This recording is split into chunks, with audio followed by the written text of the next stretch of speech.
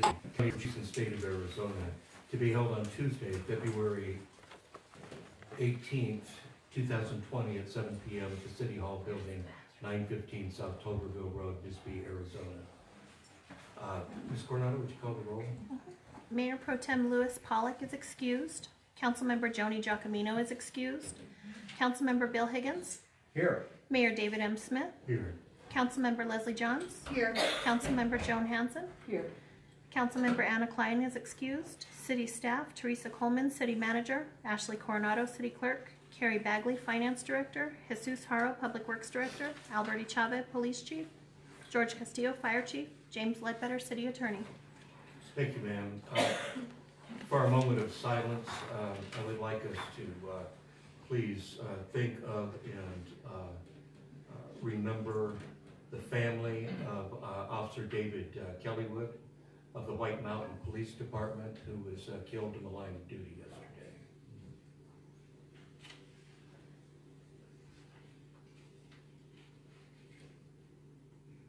Thank you. Would you please stand and join me in the Pledge of Allegiance?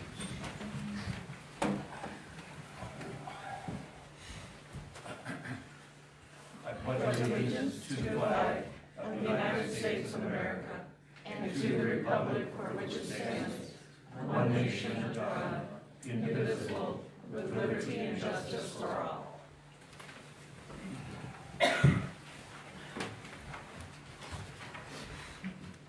Thank you. Welcome, everyone.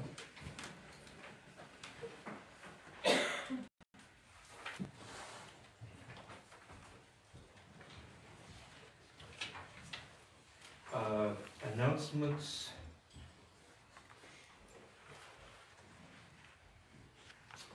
I will go through my activity for the last couple of weeks. On the 11th, I met my bi-monthly meeting with Ms. Coleman to discuss city matters. On the 12th, I met with the new Counsel General of Mexico, based in the Douglas office. And he's a fantastic individual. He speaks English well. He's been posted throughout the United States as well as Mexico. He's been posted at the embassy in Washington, D.C., San Diego, Nogales, Tucson, Denver, and so forth. And he's came to talk to me about even better relations in tourism, cross-border tourism.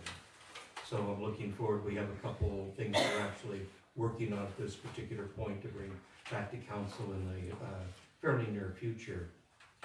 On the 14th, I had a telephone conference with a private recycling company that is talking about potentially wanting to come to Bisbee. They are going to be servicing Sierra Vista and that area, Huachuca City, etc. And the city of Douglas is also speaking with them.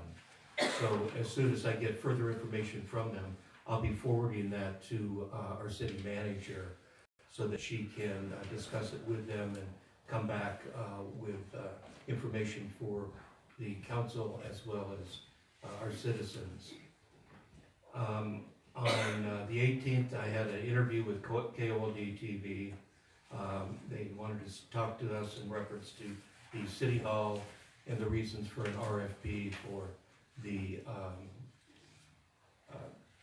tearing the building down and the demo of the building and what was the thoughts behind that. So that was given. And that was on the 17th, I beg your pardon. We showed on the 17th and 18th. On the 18th, which is today, I sat on the fire department oral boards for the position of our official fire marshal. This, as you recall, is a newly created position. Although we have a fire marshal, this is a newly created 40-hour-a-week position.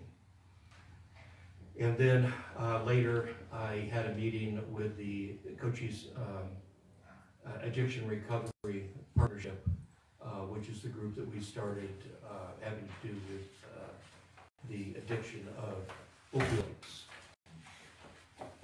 I did want to indicate that I've been appointed to the International Boundary Water Commission Steering Committee or Steering Board. The IBWC is the organization in both Mexico and in Arizona that decides and governs water and waste treatment. And so I've been appointed to specifically discuss and try to assist on our Naco sewage problem. And so I believe I'm the only one in Cochise County, but we have the city of Nogales that's involved in Pima County wastewater treatment and several others. So with that, we'll go on to the agenda and call the public. And we have a couple people. We have Aline Claire. Alexis. I'll put my glasses on, Alexis. I That's all right. apologize. I know who I am. You know who you are. And now we do too. Thank Yeah. you. Okay. Well, I don't think I'm gonna speak into that. All right? I'm here for two things. One is about the tasers, and on behalf of myself and many residents of a rural town, we feel strongly that tasers are not needed or wanted here.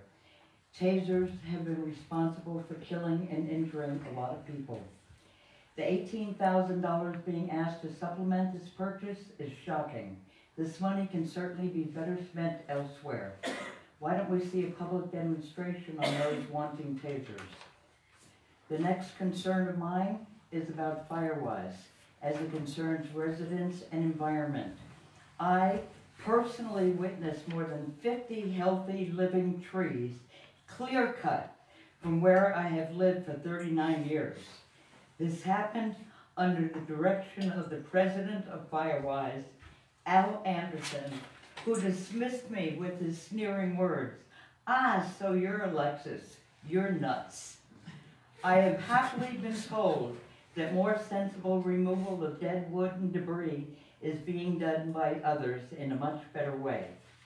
Firewise has stated that they want to create a defensible park-like buffer surrounding Old Bisbee. I don't know what that means really. But at my home, the buffer between the highway and the houses was totally eliminated. Now there is a soil erosion big time. I have heard that Bisbee government somehow is connected with financial overview of Firewise. As private citizens, though, your concern and involvement is necessary to what is happening in Old Bisbee. Trees are oxygen and shade.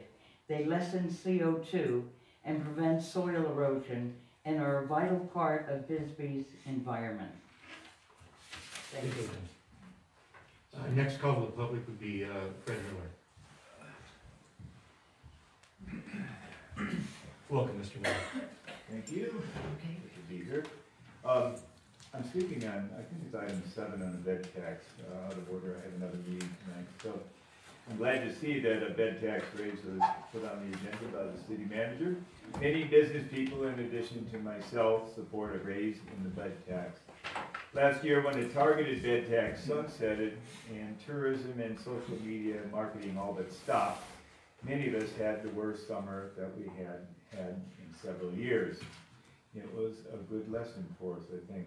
A bed tax bump is really necessary for the city of Bisbee to be competitive in attracting visitors. And whether you like it or not, tourism is the economic driver that pays the bills. And we need visitors in order to fund many of our basic services, particularly fire and police. It's really that simple. And to do that, money is needed. And to fully fund tourism efforts, there should be a vote to raise the existing bed tax 2% on the 2020 general election ballot. That would bring the bed tax to a total of 4.5%. The retail tax would remain at 9.6%. The increase in the bed tax would have no out-of-pocket impact on Bisbee residents. It's entirely funded by overnight visitors to the city. And as well, they should pay something for the services that are provided by our city. The bed tax bump would provide additional marketing opportunities without taxing local residents. For lodging businesses, it would raise the cost of a $100 room $2.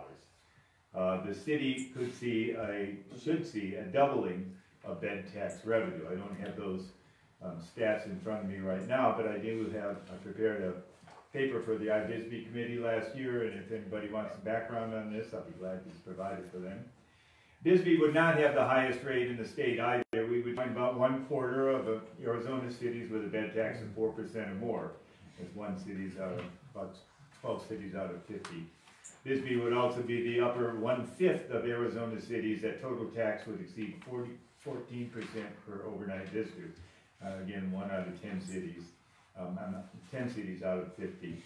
There likely would be no adverse visitation impact or such a small out-of-pocket raise for visitors either. Thank you very much. Thank you, Mr. Miller. Moving to accounts payable. I move that we approve accounts payable in the amount of $171,425.04. Second? We have a motion and we have a second. Do we have any questions, Spencer? Hearing none. All those in favor signify by stating aye. Aye. Opposed, nay.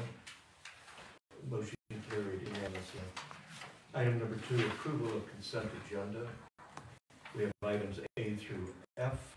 A, approval of the minutes of the regular session mayor and council held on January 21, 2019. I'm sorry, that's got to be 2020. At 7 p.m. B, approval of the appointment of John Ballas to the Planning and Zoning Commission. C, approval of the appointment of Michael Schmitzer to the Planning and Zoning Commission. D, approval of the resignation of Richard Soto from the Airport Advisory Commission. E, approval of the resignation of Darren Giltner from the Youth Council as the Adult Advisor. F, approval of a liquor license application for Baba Bar Bisbee, located at 74 Main Street, Bisbee, Arizona. Yonahan Evans applicant. Does any member of the council wish anything pulled for discussion? Hearing none, Ms. Coronado? Do you Motion. have a motion first? Okay, we'll go ahead and do a motion. I move that we approve consent agenda items A through F. I second. Now that we have a motion, Ms. Coronado? Councilmember Higgins, Aye. Councilmember Johns, Aye. Councilmember Hanson, Aye. Mayor Smith. Aye, motion passes unanimously. Best of luck.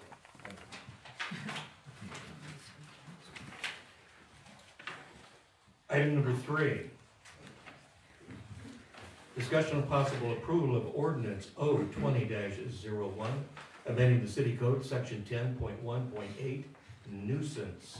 Ms. Coleman, we have a couple people signed up. Why don't we take them first? All right, that would be Ken Budge.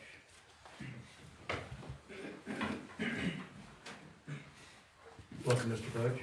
Thank you, Mayor and Council, Ken Budge and Ward You can, 1. you can pick that up if you want. I think they can, hopefully I'll talk loud in this. After the first passing of this last week, many neighbors contacted me and said, would you come down and speak about this? And our concern about is the whole entertainment district situation, where as it is written right now, if it passes tonight in 30 days, there is no restrictions whatsoever in any of the entertainment district. Granted, you said we'll come back and visit that later, but we think this is backwards the way you should do it. We should think that, and what I'm gonna ask you tonight is to make an amendment to actually remove item number 6, which is that exemption for the whole entertainment district. Because the way it is written now, you'd have to come in and start saying, okay, our blanket is, and you're grandfathered in that there is nothing that we can control within the entertainment district, and now we're gonna put in these, exceptions. Well, instead, what we should do is come back in and say, okay, under the entertainment district, we allow this. We allow live music within the establishment with the windows closed. We allow outside music up to 10:30. So within a handful of things, you can allow what you want in an entertainment district instead of trying to come back and starting to say, well, we disallow this, we disallow that. I mean, literally, I could put a 200-watt amplifier on my patio or on my desk in the front because I'm in the entertainment district and blare it out for the next whatever. You're going to have to come back and say, well, wait a minute, Ken Budge can't put a loud speaker on his deck. What you want to do is state what you want to allow, not what you want to disallow. So what I'm asking is one of my board members to come in and make a motion to amend this section 10.1.8D and remove number 6. Then come back, please, with the intention of coming back and writing something that says activity, including commercial district, will be, in the entertainment district, this is allowed. Then you put in the allowance. Because I'll tell you right now, I live above it. We hear people coming out of the bars, they go down to Gore Park, they start to sing to the top of their lungs, they beat on drums, they hit garbage cans. Are you going to say, we're going to disallow, are you going to write a disallowment for that? Instead, we blanket this across the whole city, and then we come back in and say what we allow, not what we're going to disallow.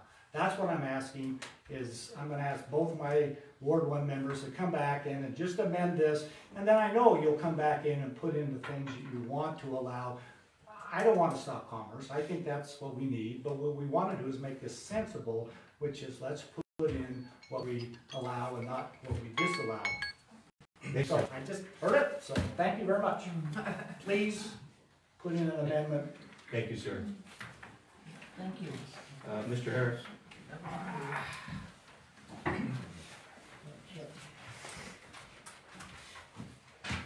My name is Jeff Harris. I've lived here for 38 years. My issues with this ordinance are far more broad than Ken's. This ordinance has been poorly written. It is internally consistent and it is unenforceable as written. Some of the problems are, let me step back a bit. The city only the municipality only has the authority to enforce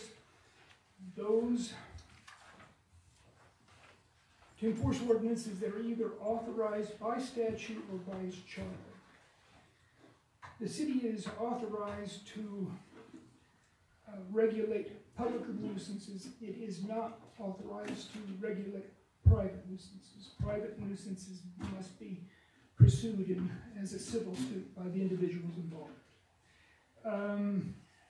What is going on here is you're trying to force the definition of a public nuisance to include a private nuisance. I'm sorry, you have no authority to do that.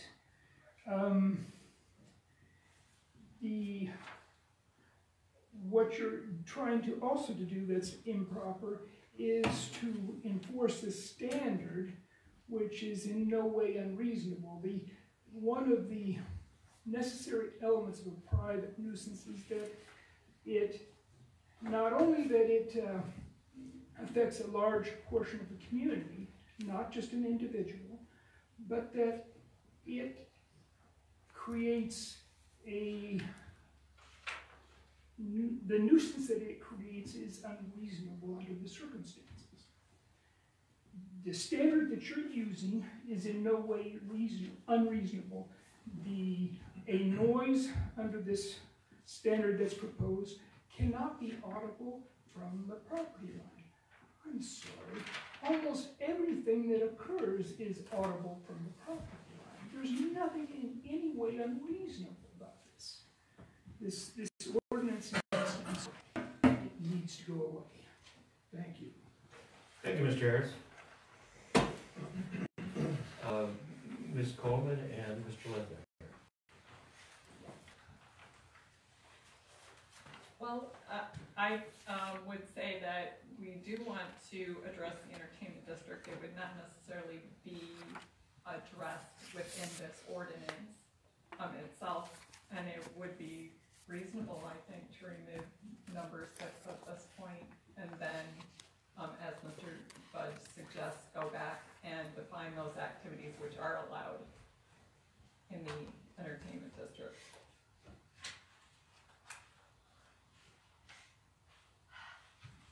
Mr. Ledbetter? As to removal of 6, the council can certainly do that, but when the ordinance then is adopted, though, it will be applicable to the entertainment district, of course, in that interim time. And so then you're going to have the time periods to deal with, like, the noise between 10 p.m. and 6 a.m. It will make it tighter than what's normally going on in an entertainment district. Right, I, quite honestly, my preference, my vote is to not start wordsmithing and removing things, but to table it and address those issues that have been brought before us, so that it comes back out once correct, instead of piecemealing it. So that's mine. I moved to table under those circumstances.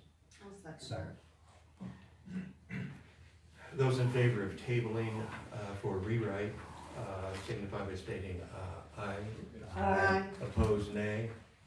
Motion carried unanimously.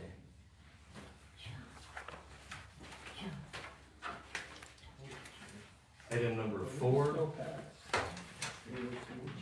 John? Claire, please.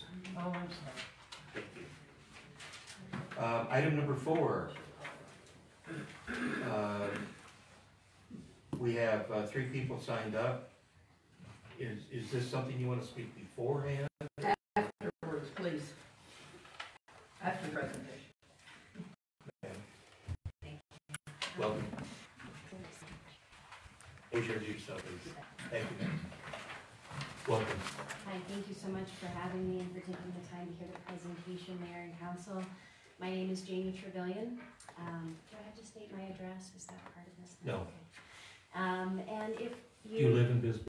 I do live in Yes, Bisbee. we would like to. Thank you. Yes. And if you wouldn't mind, since I'm new to this, would you just briefly, since we can see here, just tell me how many years you guys have been residents of Bisbee? Over 17.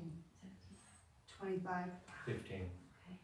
I didn't understand the question. I How don't many hear that years- well. How I many don't know years what have you're you been a saying. resident of How long Bisbee? you live here, Bill? 20 years. 20 years, okay. Yeah, city mayor, or city manager, I'm sorry. Oh, I arrived in July. In July, okay. July. July. I arrived in May, so I've been here for 9 months. And as I'm sure you guys have all experienced too, you rapidly fall in love with Bisbee. It's a beautiful, amazing place. And it's actually part of the reason why I'm here tonight and why we're all here tonight is to talk about how much we love Bisbee. And before we get right into it, I just wanted to take a minute to share an experience that I had before this presentation. I was a little nervous to deliver this to you guys, obviously because I've never met any of you. And because this is a really important project, the more that I took time to prepare these slides, the more I fell in love with the concepts and the potential that this project can bring to Bisbee. And I hope to convey that to you through this presentation. So Bisbee Vogue Inc. would like to seek your approval for what we're calling the BORC, which is the Bisbee Outdoor Recreation Center. And it's really an innovative and one-of-a-kind project, which I'll talk about in this presentation. Keeping in mind, please, that we also have the approval of Parks and Recreation, so now we're here hoping that you guys will approve it as well. So our vision for health and wellness specifically is that the residents of Bisbee will establish lifelong patterns of activity, health and wellness, and that they will benefit from the increase in physical activity by reducing stress, reducing the incidence of cardiovascular disease, reducing type 2 diabetes, all while increasing social satisfaction, mental health and well-being, and overall well-being. We decided to consult George Bernard Shaw, although there's a literature handed to us all the time about the benefits of physical activity. And George Bernard Shaw says that we don't stop playing because we grow old. We grow old because we stop playing. And we really feel like this board is going to be an opportunity to keep the citizens of Bisbee playing. So for 50 years now, Bisbee residents have been enjoying the pool, which was established in 1969. So this project has actually been in the making for 50 years. If I'm told correctly, being a new resident of Bisbee, that the pool is so well loved that not long ago it had to shut down, and the citizens protested so loudly that they had to reopen it, and also attracted the attention of some benefactors of residents in Bisbee, Danielle and Sloan, who were able to philanthropically resurface and sort of give the pool a facelift. So now it can be enjoyed continually. And so you can see up there in the corner, 1969 when the pool was established, 1972 the basketball courts went in. In 2018, not only did the pickleball courts go in, but the basketball courts were refinished, so making it very congruent in color scheme. And we're hoping with your approval tonight that we'll be able to complete the installation of the fitness court by December of 2020. So where will it go? It will actually, if you look down in that bottom picture, there's an aquamarine square, 32 by 35 feet, adjacent to the pickleball courts and basketball courts. What's nice about this location is not only does it build on the existing infrastructure, but it's also easily accessible to the residents. In this next picture, you can see here what that diagram looks like with the equipment on the fitness court. And if you've been up there, you also know that not a lot grows up there. The pine needles in the tree prevent a lot of things from growing. So this is a great place to put a fitness court, and none of the trees will be affected. We want to keep the trees intact. Oh, can you click on that nationalfitnesscampaign.com?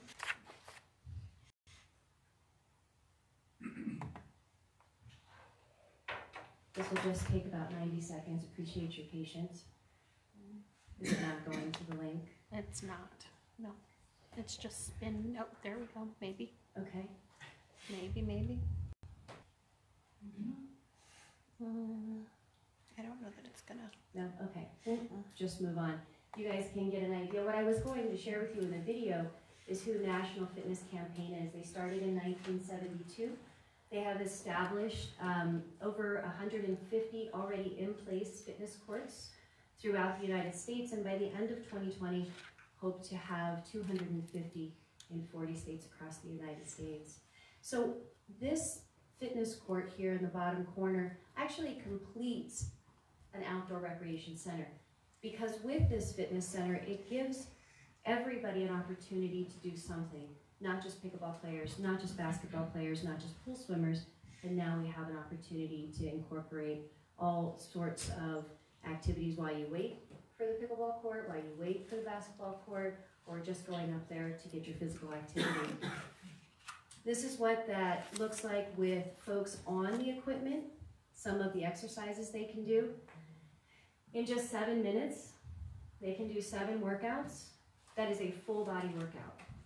So if you think about that for a second, that means I, which is very excited about this, could walk out my front door and up the hill to this fitness center in 7 minutes, get my entire workout for the day. So you know that little nagging voice in the background that says, he didn't do your exercise today? Well, in 7 minutes, that's done and it's no longer a concern. So this is some components to the fitness court that are important to you. The base and the flooring will be concrete. We have talked with KE&G to work with them installing that base flooring. On top of that goes the rubberized tile surface. This is provided by National Fitness Campaign. The equipment is double layer, powder coated carbon steel. All of the decals are laminate and anti-graffiti.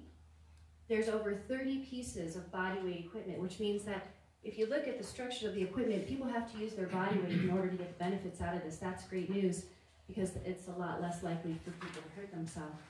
And there's an official phone app And I'm going to take a second to talk about this because it's very exciting. I talked with the girlfriend earlier who I was telling I was nervous to give this presentation to you guys. And as I was talking to her, she got more and more excited, and she goes, there's an app. There's an app that's free that users can go on and not only get how-to videos, guided audio circuits, day of the week workouts, but we're now starting to appeal to a diverse audience, youth, people of all ages. My friend is 62, and she was ready to download the app right away. She got very excited about this and wanted me to convey her desire for this fitness course. So, this is a map. The red represent all of the fitness courts completed by 2019. The blue represent all the ones opening to be completed by December of 2020. This map is important because it shows you the access that our users have to tap into Bisbee as a recreational destination. People will look for this facility as they travel to Bisbee to exercise while they're here visiting. So what is this going to cost, right? We always want to know that. Projected total, there for you, $160,000. The most important feature on this slide is the part that says this project will be built at no cost to the city. That's good news for you guys. The most important thing for me on this slide is the deadlines, reminder. So the reason we're seeking your approval tonight is because we have deadlines for those grants from NFC and other donation grants that we're working on coming up here just in a few weeks. So the sooner we can get started on those grant proposals, the more likely we are to get them. So the benefits obviously contributes to outdoor. Bisbee's weather is incredible. It serves both youth and adults. Yes, severs. You know, it's funny you notice that because we actually noticed that too, and we decided it does sever both youth and adults from the couch, from their mobile phones, from the PlayStation, from their own excuses, right, of doing the exercise. It's free to the public. It's available all year round. You don't have to open and lock doors. It improves all of the health and attracts visitors, but also it brings economic advantages. And it does so because individuals who are inclined to health and fitness generally have higher income and become higher income earners, bringing those dollars to Bisbee and spending them in our stores and restaurants. So why should you care? Well, we mentioned this, but it's the most important part. It doesn't cost you anything. And it puts Bisbee in the company of some other interesting cities around Arizona. We will work together with KE&G and also with Public Works Department for the installation and planning of this fitness court, leaving you guys to do just approval, which is what we hope for tonight. And wait, there's more. If you vote yes now, you'll also get aesthetic and functional value. Plus, we're building on that legacy of Bisbee as a destination and of the legacy of those that have taken time and philanthropic interest in the resources of Bisbee. Plus, we'll get some press and advertising, especially during the launch of the BORC, the Bisbee Outdoor Recreation Center, and as we create new and exciting events. I'd like to close with my father. Bless his heart with his military hat. He's a retired Marine. He now is living in Maricopa with my mother. They've been married for 43 years. And my dad recently had back surgery. He's been very immobile, and this back surgery has given him a lot more movement back. And so they have been frequenting the National Fitness Court up there. But what I'd really like to draw your attention to is the people in the background. Note that they are all ages, all ethnicities, and all sizes, all experience levels, out there having fun on a nice day on this court. So here's what we need from you. We need your approval. We need you to say yes. And we want to thank you for your time and consideration. Also, special thanks to Stephanie Peavy, Dr. Deborah Young, Lee Causer, and Cynthia Conroy for contributing to this presentation. Thank you again. Thank you. Before we any have questions? speakers, we'll have a few questions. Who then, as I understand what you're asking, what Vogue is asking for, is to allow us to allow you to collect funds and to then gift this to the city of Bisbee. That's correct. And so the city of Bisbee remains the owner of the land, all the equipment, etc. This is a gift. Correct. And by doing so, then we're not going through the procurement process. That's what I'm trying to get at. Absolutely. There's we a take big, on big that for you. difference. Yes, Right. Big of difference. course. And who then maintains this? Well, the good news is it's got the same surface as the basketball court and the racquetball court, so maintenance will be minimal. And as far as maintenance future-wise, that would most likely fall on the city, unless that was something that we would negotiate in, you know, so many years from now, we have a kitty that might contribute to resurfacing or. Sure, and the equipment is guaranteed for a period of time? The surface, 25 years, 25 the years. surface is guaranteed? For 25 years. Okay. So it would be virtually, under normal circumstances, maintenance-free for 25 years? That's correct. Okay, that's what I'm trying to understand. Okay, other questions, or we have a couple speakers that want to say me too? We did bring specs of everything, so if you need extra information or specifics, we do have that Right, documentation. I do have one, I'm sorry. I do have one thing. If approval is given, I want to make sure that this package is ready to go when ground's broken, not the ground is broken and it is started while you're waiting for other funding to complete it. We would Does that very make much like sense? that too, yes. In Yeah, fact, we don't want it sitting there as becoming a hazard. and one of the reasons why we haven't moved forward with a more intense plan is because, of course, that all costs time and money Of course. and meeting with people. So we're hoping to get your approval before taking the next steps. Sure, But yeah, we understood. would like to have that all in place too. Right. Well, I'm just trying to protect the city, that's my Of course. job, so, Absolutely. you bet. Yes, ma'am. So, Jeannie? Yes. Okay, hi, I'm Leslie. Nice to meet you. I have a little bit of experience with this. I helped write a grant for a walking path that they're building.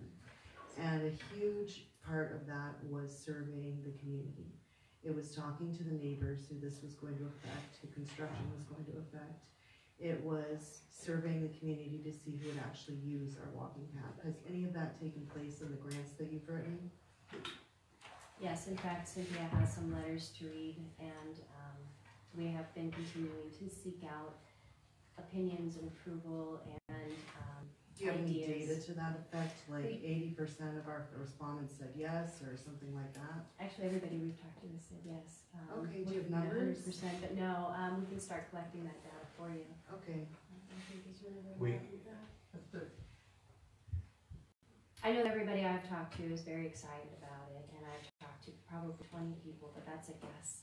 Okay. So what Right. we'll do is we'll start tracking that from now to help you understand or help us even to understand how it might impact Okay. the residents. Right, and I do understand that you're looking at an approval so you can get moving on this thing. Correct. Totally understand that, so there may be, if an approval is coming, it may be contingent on getting the data indicating that This in fact is. we've been burned before, Mhm. if you'll pardon the expression, by not having the data in front of us indicating that the neighborhood was behind it. Sure, that makes And sense. so that's all that we just want to make sure that that's the situation. So we ready to listen to the Me Too's, or are you? No, I have a couple of Please. questions.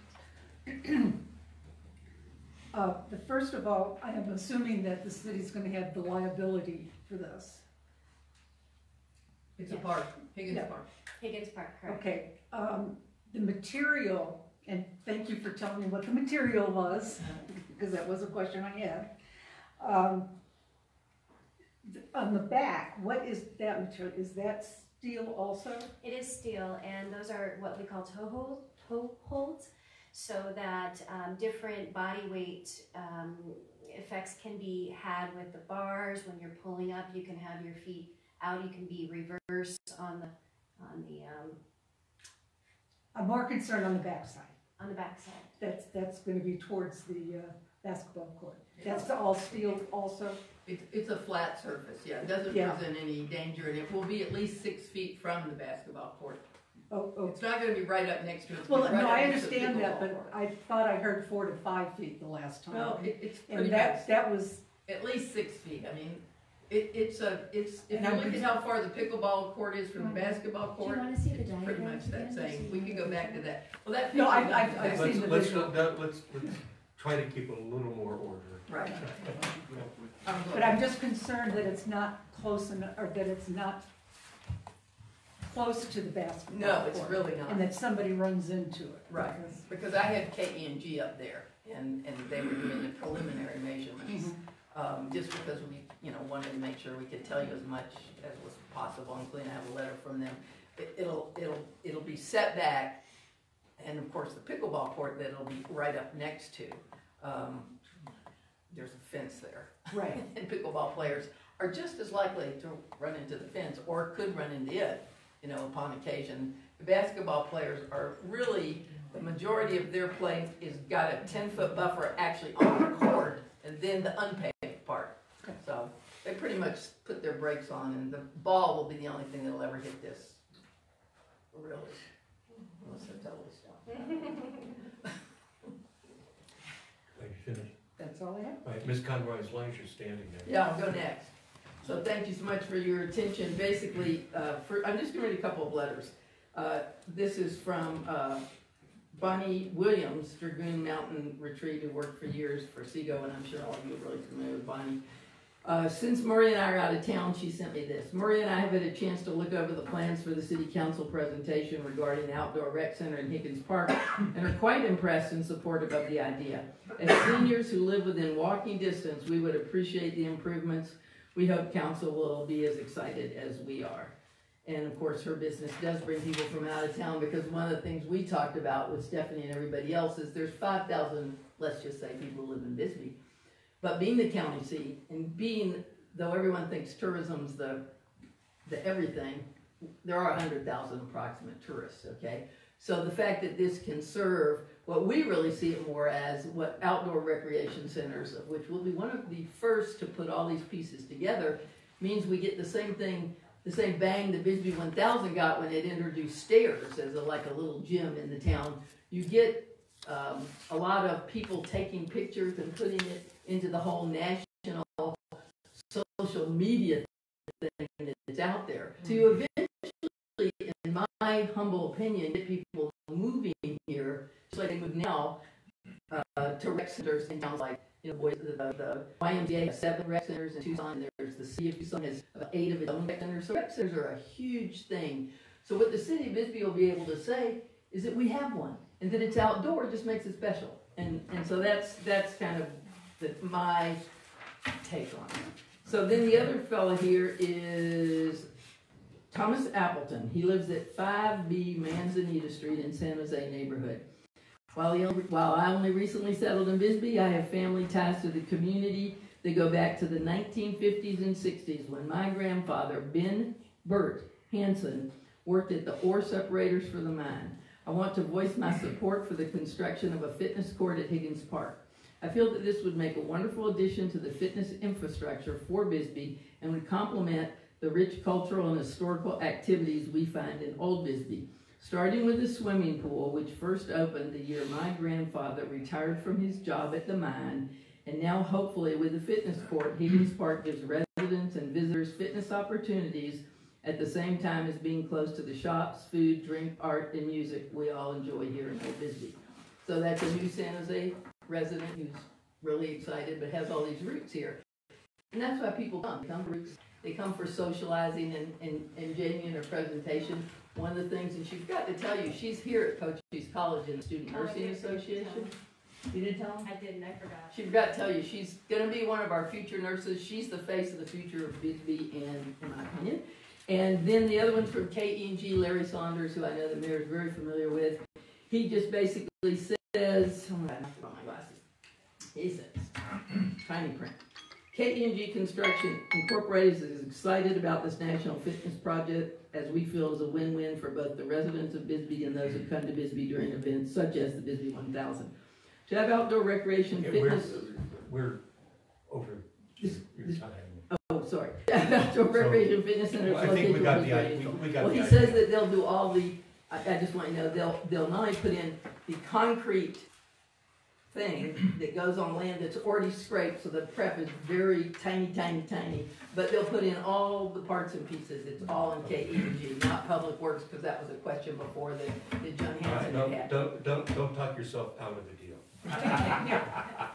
We'll do whatever you want.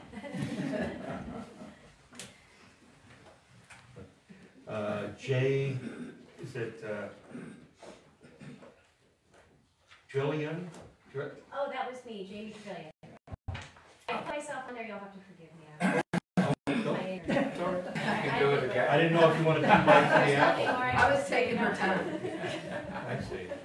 All right, so Thank you. are we all, Lee would I'd like to say something. oh, there you are, Lee. Yeah. Yes, I'm sorry, sir. Yeah. Please, Good evening. My name is Lee Causer. I'm the former property manager at the historical Clausen House. I now live on Quality Hill, and I am, over the past year and a half, a cancer survivor. And on that note, I'm here for basically an example. I'm close to Higgins Park, but I've been traveling to Sierra Vista for physical therapy. And after I reviewed all the equipment or exercise abilities on this outdoor recreation center, it's exactly what I'm doing in Sierra Vista twice a week for 10 weeks.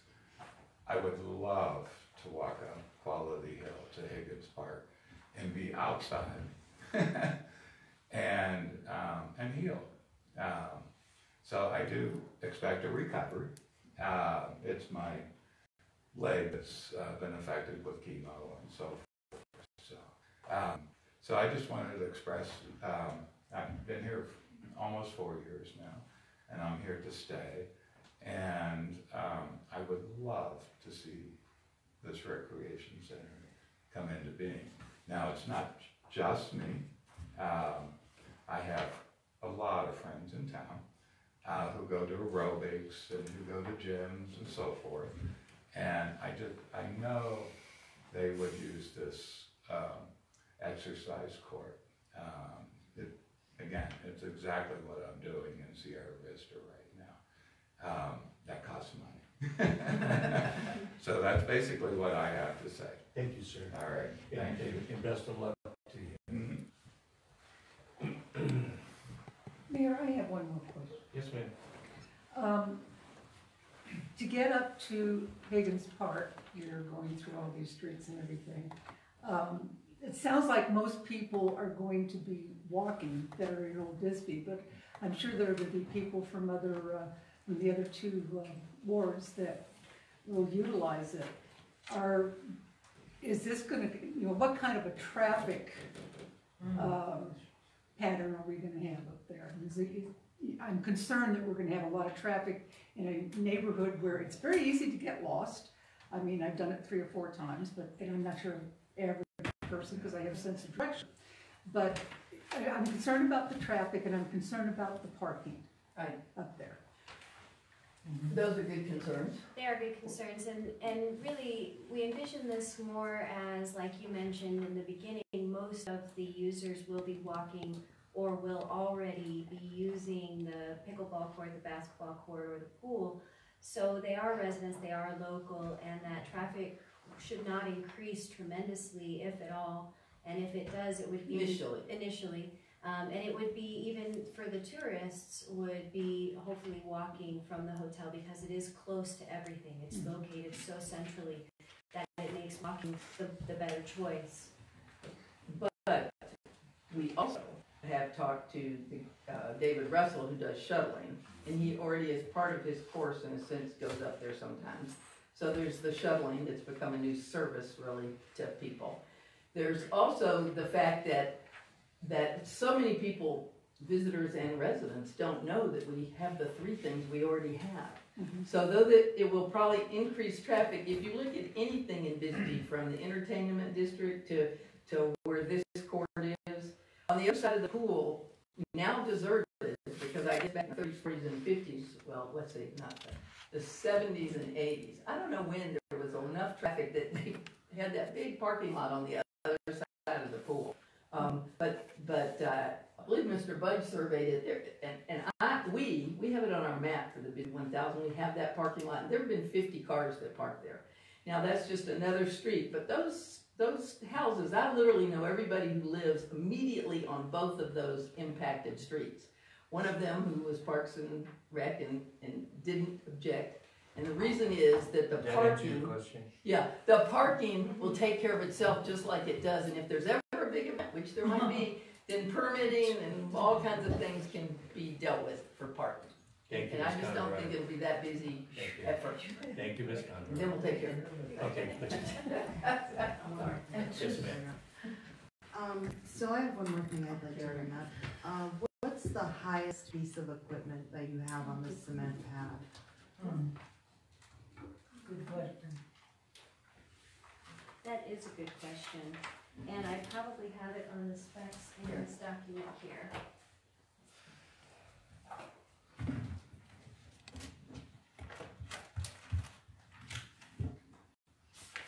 I think it's about 2.5 feet.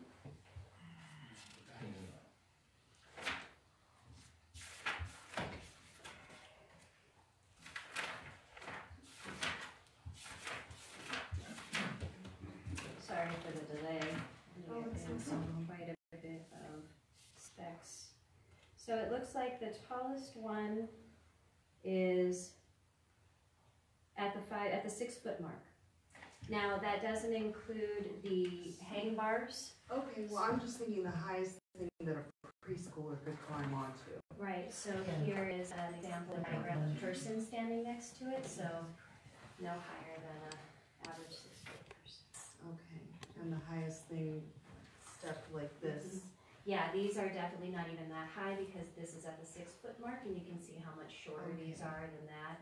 So these would be the only things, but you wouldn't be able to grab those if you were a preschool. No, I'm thinking of this and I'm thinking of the concrete because part of my job also is preschooler safety and playgrounds. And for things like this, we usually recommend 9 inches of sand to be around them, or foam fill. Definitely not concrete. And if this were just going to be for adults, I wouldn't have any kind of problem with it. But this is next to our pool. Yeah, and the good news is that these, because they've already been established in over 150 cities, there's been no incidents of injuries in any of the established national fitness courts from 1972 until now. And the tile is padded. The tile is highly padded, yeah. So, It's highly padded. So and there has been everything. no incidents of injury since 1972 on these reported incidents. Reported incidents of injury, but if there were one, it'd be who was responsible for it. We would. Yeah, that's where my mind was going, but thank you very much. Any other questions, Councilman? How high are they? The tallest one is about this high. And it's a block. And it's a step, so it steps up. No, and but there's those such- things. If you wanna talk, then take it outside, please. Thank you. Council? How many stations are there? How many people could use this at one time? What was the answer to that? The total number of stations, People using. the total number of people using it could be the total number of stations. Well, it actually says somewhere, I read that 28 people could use it at one time. So there you go, 28 people at one time. And the number of stations, Too bad we don't have the video working. yeah, the video is really, I think I would have answered a lot of these questions. There's 12 total stations. 20. So between 12 and 28? Correct.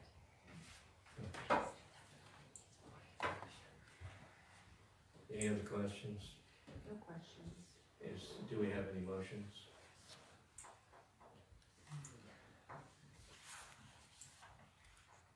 I'll move that we accept the proposal with the caveat on contingent that we receive some type of paperwork, and I would suggest maybe a petition even, that is passed to all of the neighbors within 500 feet, coming back. That would be my motion. We can do that, no problem. Absolutely. They accept. Well, is there a second or not? I second. Ms. Coronado? Councilmember Higgins? Aye. Councilmember Johns? Nay. Councilmember Hanson? Aye. Mayor Smith? Aye, motion passes 3-1. I did neglect, by the way, to inform everybody that item number 9, which is motion to go into executive session, I'm having that pulled. That, as a matter of fact, the discussion that was going to be taking place will be done in public at our next meeting.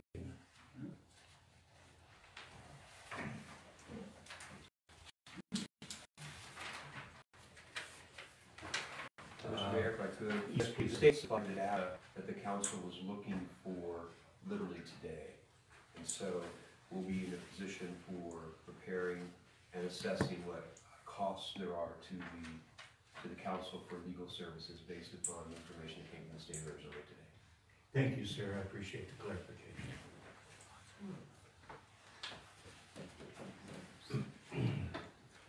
Item number 5, discussion of possible approval of the notice of intent to adopt ordinance 2002, accepting the transfer of real property from the Dicus Family Trust located at 416 North Street. And just N Street, sorry. That's what I was looking at. Just N Street. I know that there's a street there. N Street. How about North End Street?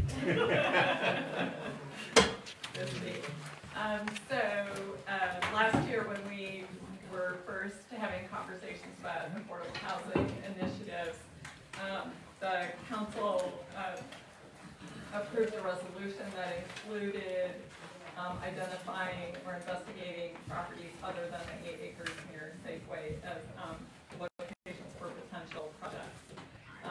And in meeting with the Step Up Bisbee, NACO folks, and Habitat for Humanity, this property was identified as a possibility for a future duplex. Step Up Bisbee NACO, however, does not want to be the organization that takes ownership of the piece of real estate. So that's why it's coming to the council to take ownership of the property, and then specifically for the purpose of future community development. And then we would work a development agreement with Step Up Bisbee NACO or Habitat for Humanity to move forward with the development of the property in the future. Excellent. Any questions of Ms. Coleman?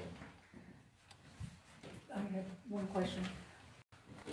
The lien is in the amount of $22,608.85.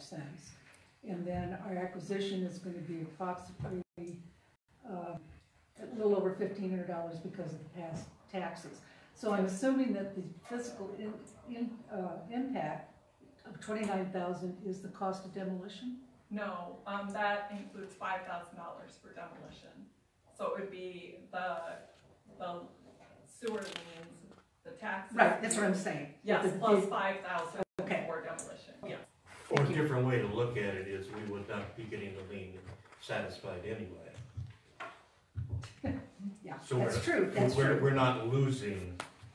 No, but I was just, that you know, money. I couldn't It's get, really- couldn't make the numbers add up. Right, the hard numbers that we're looking at are about $6,500.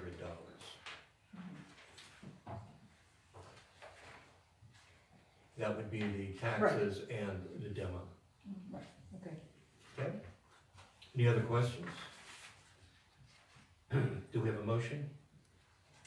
I move that we approve the notice of intent to adopt ordinance O-20-02, accepting the transfer of real property from the Dicus family located at 416 M Street, Bisbee. I second. We have a motion and a second. Ms. Coronado? Councilmember Higgins, Aye. Councilmember Johns, Aye. Councilmember Hanson, Aye. Mayor Smith, Aye, motion passes unanimously. Item number 6, discussion of possible approval to publish a request for proposal to provide a self-serve aviation fuel terminal. Mr. Haro, Public Works Director. And I'm gonna guess this is at the airport. Yes, yes, it was, it is at the airport, Mayor, members of the council. We were recently notified by QT Pod, the manufacturer of our current terminal. Their current M3000 terminal is not going to be, it's not going to be supported any longer. In addition, the current M3000 terminal that we have is not compatible with our current bank. And so we still have an old bank that we're using that charges high fees, and so this would be in our favor to go ahead and do the research to figure out how much it was going to cost. We do have a proposal from QT Pod that will give us an estimate. Their proposal is $15,000, of which they would give us a $2,000 credit for the M3000. However, our procurement requirements do require us to do a sealed bid, so this is why we're in front of you today. Thank you. And we could expect increased fuel sales with this also, so potentially offsetting the cost within a couple of years. Yes, our current M3000, we don't have the service to it, and so we're unable to adjust our pricing as frequently as we could. So yes, we would be able to do that. And currently, because of that, our pricing is the cheapest in the state. It is, and they do. I did speak with QT Pod. They will do a one-time adjustment for us over them, and so we do plan on doing that. But this would give us the software and the ability for us to do this in-house. Thank you, sir. Questions? Do we have a motion? I move to approve the publishing of the request for the proposal to provide a self-service aviation fueling terminal. Second. We have a motion and a second. Ms. Coronado? Councilmember Higgins, Aye. Councilmember Johns, Aye. Councilmember Hanson, Aye. Mayor Smith, Aye, motion passes unanimously. That's pretty fast when you make motions, doesn't it? Item number 7, discussion of possible approval of the purchase of 18 tasers to include batteries, cartridges, maintenance and support for this big police department from Axon Enterprises in the amount of $38,236.75. Chief, before you get up, Ms. Pulling has something to say. So, Ms. Pulling, you're down as wanting to speak. Thank you. I did send an email out to all the council members, and I had a number of questions, and I'm thinking that they could be asked of the chief for answering. Is that acceptable? I don't know that that's necessarily the chief's position at this particular time. I don't know that he's ready to answer those questions. Or that you know, because it came out today and he hasn't had time to prepare, that's the appropriate way to do that. Okay. Then I'll ask any of the council members, have any of you actually seen a taser in operation? Yes. You have? Yes. And, okay, and you have seen tasers. Does the city of Bisbee Police Department currently have tasers in their department for use? Yes. Do they have 18? I believe every officer has a taser, plus they have spares in case they break. So I believe the answer is yes. Okay. Is there a reason that those tasers are not working currently, that we need to have them replaced? Right. They become old. Warranty runs out. They get broken, and this is an opportunity to replace them at a great cost. with the newest model, with the maintenance package and with, actually it saves money because it comes with cartridges that are, they will replace the cartridges as they're used. So every officer will, we have 18 tasers, that's a few extra tasers per officer. Or for the department, because we have 13 plus the chief and That's right. the deputy, so we have some extras.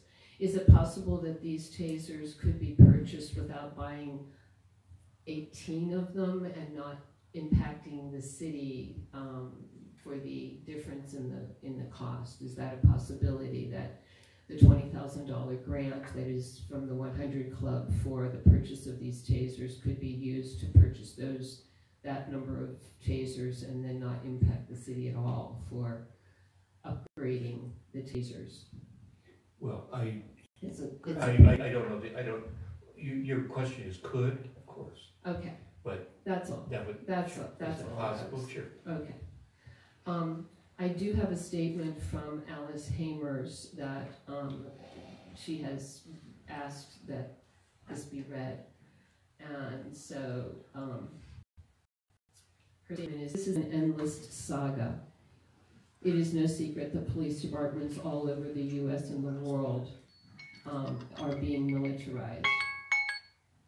And my time is up. Yes, ma'am. Thank you. The council received that Thank you. letter. Yes, ma'am. Chief? Good evening, Mayor, Council, city staff, members of the public.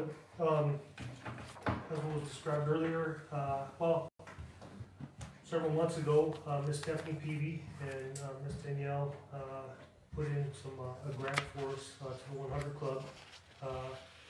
We asked for the total amount to pay for this taser program. It was not, we were given $20,000, which we're grateful for.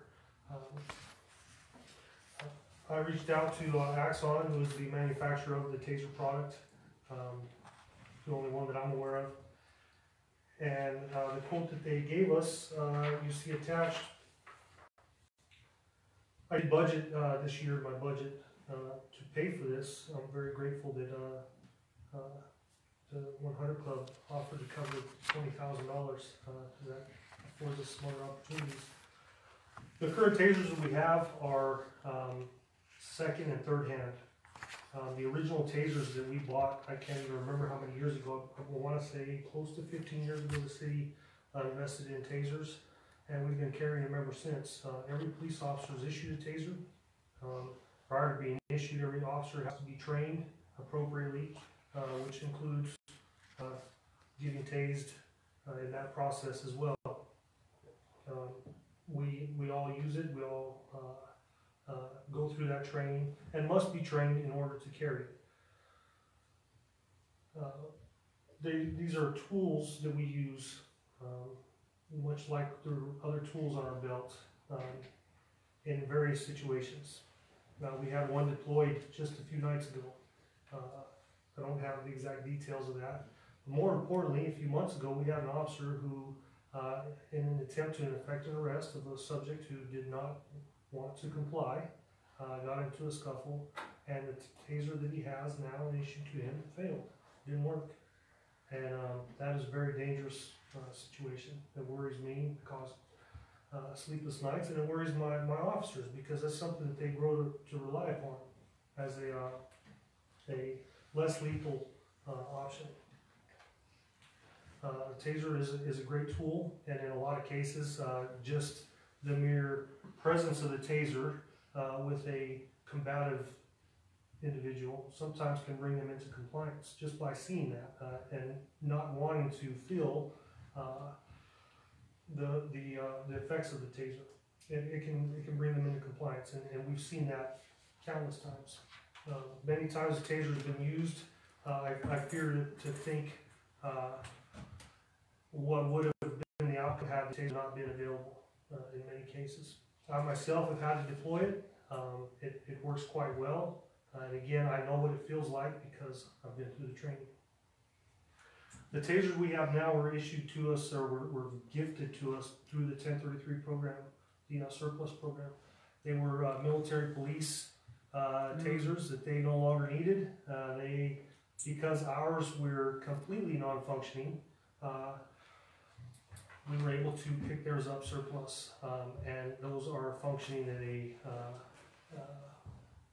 the rate of what they're functioning at is growing less and less. We've also gotten secondhand tasers from, I believe it was Marana Police Department. They bought new tasers about 2 years ago, and they gifted us about 20, I think, of their old ones. Unfortunately, that was a brown paper bag full of tasers, some that worked and some that didn't, but they said if you want them, you can have them. We relied on several of those until we got the others. Our original stock, none of it is serviceable, none of it is supported, and it's just too rare. There's a wonderful opportunity through the 100 Club. As you can see, it's actually broke down into 2 payments. The basic plan that we asked for covers, in order to get this pricing, we have to stretch the payments out for 2 years. So initially this year, the payment cost would be $31,176.76. Next year budget would require the balance $7,059.99.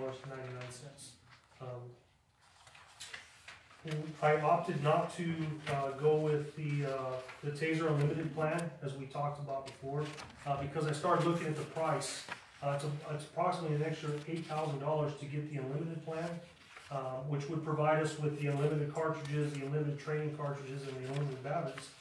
However, one thing I'm happy to say is when I looked at the price, what it would cost us to get that, and the price, and how many cartridges we use in a year, it was cheaper to go with the basic plan and pay a la carte per cartridge, at the tune of about $40, give or take, per cartridge. It was just cheaper to buy 20 a year than to pay $8,000 to get unlimited for 5 years. So I think that's good news, and I think it's a wonderful tool and a great opportunity for us, and I hope that you agree. Chief, do you remember how much you put into your budget for these tasers? This was part of the capital, the line that I put is approximately $50,000 in that line item to cover this. So the bottom line is that not only is the money there, but there's $20,000 extra coming in to help that. So correct. And of course, as I said, there's training. We're all trained on this extensively, and our policy manual does cover this. Every officer gets it. We have, I've seen and I've heard several times the idea of purchasing a small amount and keeping them at the station. The challenge is we're not at the station. We're always out and about. And in the event that you need it, you can't leave to go get it and then come back to deploy it. And there's so many times a year where we have more than the 3 people that are working or the 4 people that are scheduled to work. 4th of July is one prime example. Every single cop is working for more than 12 hours a day. We're all out there. It's not an opportune situation to be sharing that type of equipment. Everybody has to be issued their own. Yes, sir. Okay. And we should probably just for the heck of it, Axon used to be called Taser. Used to be called Taser, correct. And they are. And that's why tasers come from Axon. Yes. Question. Yes, ma'am. Oh, sure. So, Chief, when you are taking out a taser to, tell someone, you better calm down, I've got the taser. If you didn't have these tasers, would you otherwise be pointing a gun at them? In many cases, yes. Okay. That's all. Yes. Yes, ma'am. You indicated that, from what you were saying, that you don't use the taser that often. Do you have an estimate for, like a year of how many times you've actually had to use a taser? Not you specifically, but I don't have those numbers. I don't know what that is. I can tell you, I know, as I said, I know that just a few days ago, they had to deploy it. And a lot of times, like I said, just the mere presence of it can be a deterrent all by itself. Not always, but a lot of times it is. And it's a very effective tool. When I say we don't use it often, I think in comparison, it's not like these guys are tasing somebody every Friday night, or Saturday night, or multiple people on a weekend. But we are trained and efficient at it, and when we need it, it's there for us to use. And if you didn't have the taser, you would be using physical strength, or not force. We would physically be. Yeah, we would be relying. Subduing them. Yes, yeah, well, we would be, and that's always part of it as well. And there's so many precautions that have to go into this, and it become part of the training. We can't. It's not just going out and just deploying it. We have to be aware of the surroundings, and we have to take responsibility. We wouldn't tase somebody standing on the edge of a rooftop and knowing that more than likely they're going to fall off. That's things like that are covered in our policies to ensure that we are deploying that effectively and at the proper time. It is electricity. It does spark. We wouldn't want to tase somebody who's doused himself in gasoline. So there are things that are put in place in our policies and our training to teach us how to use that effectively. Thank you. Do we have a motion? Seems like I can find the motion. I move to approve. Okay. Go ahead. I move to approve the purchase of 18 tasers to include battery cartridges, maintenance, and support for the Bisbee Police Department from Axon Enterprise Inc. in the amount of $38,236.75. I second. We have a motion and we have a second. Those in favor signify by stating aye. Aye. Opposed, nay. Motion passes unanimously. Thank you, sir.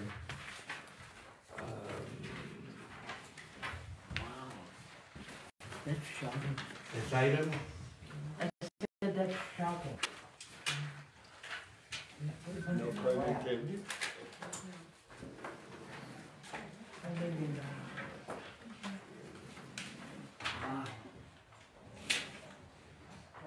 Item number 8.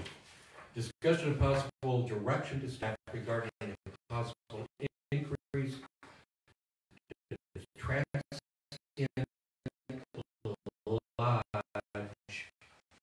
lodging attacks. And I'll start with the discussion. Indicate that this came up before, and that I firmly opinion that we should actually be looking at an increase to 5 cents. 5%. I'm sorry, 5 cents. I heard Mr. Miller, and I think he's right on. But the extra 0.5% is not that big of a deal. People do not decide to stay in a hotel or not to stay in a hotel based on 50 cents on the $100 room.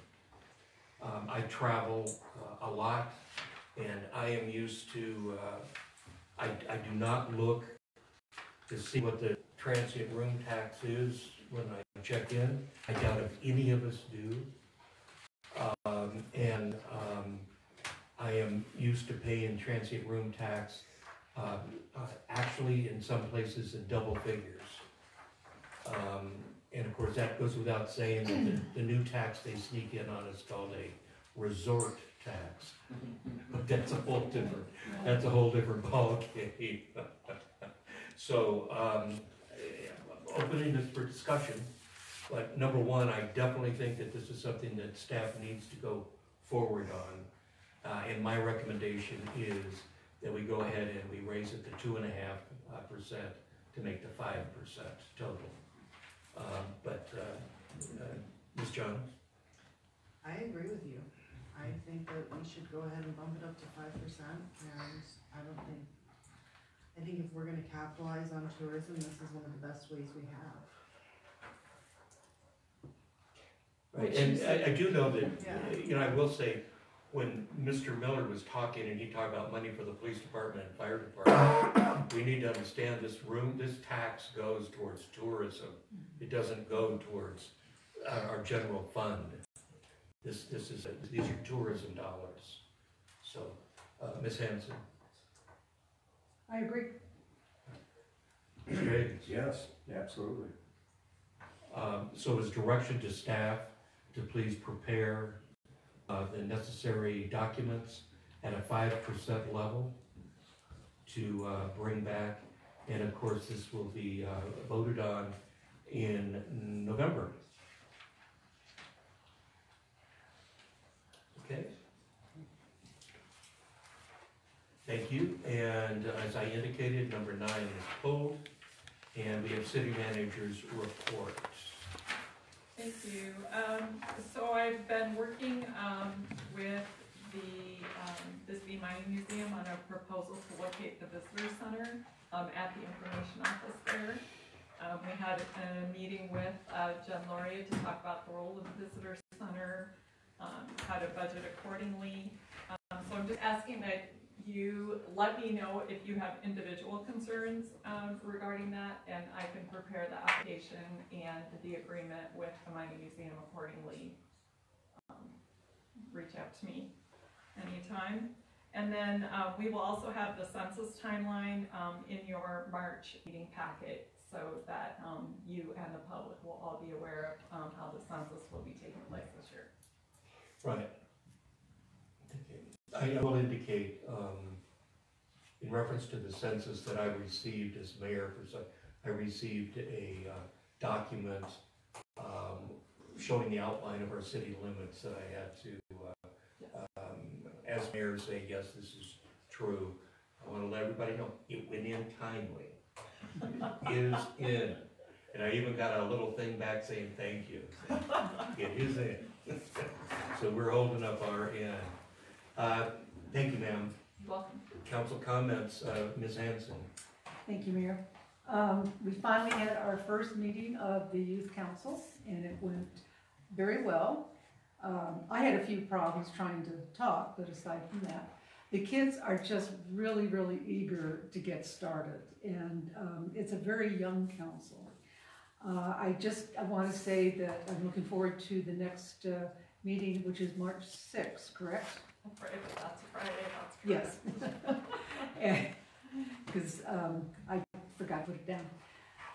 And I'm hoping that we can get some young people, even if you're not interested in joining the council, just be there to see what's going on and just be part of the voice for the youth. And alongside that, we do have 2 vacant slots, so if you are interested in being on the youth council, you can also apply. You can call Ashley or Nina, or you can get it get an application at on the website. And we're also looking for an advisor. So if you want to work with kids, you like kids, and you want to see what they can do and help them to achieve, let me know. Give me a call at 249-7624. Thank you. And fill out a... fill out an application. Thank you. Thank you. I'm down here to speak about transparency and communication, and we have a couple members of the council that have brought that up numerous times that are not here tonight, and so I don't think that I'll be discussing it tonight, waiting for the opportune time. So with that, Mr. Higgins? I move we adjourn. We have a motion and we have a second. Those in favor, signify by stating aye. Aye. Opposed, nay. We stand adjourned. Thank you. John, you all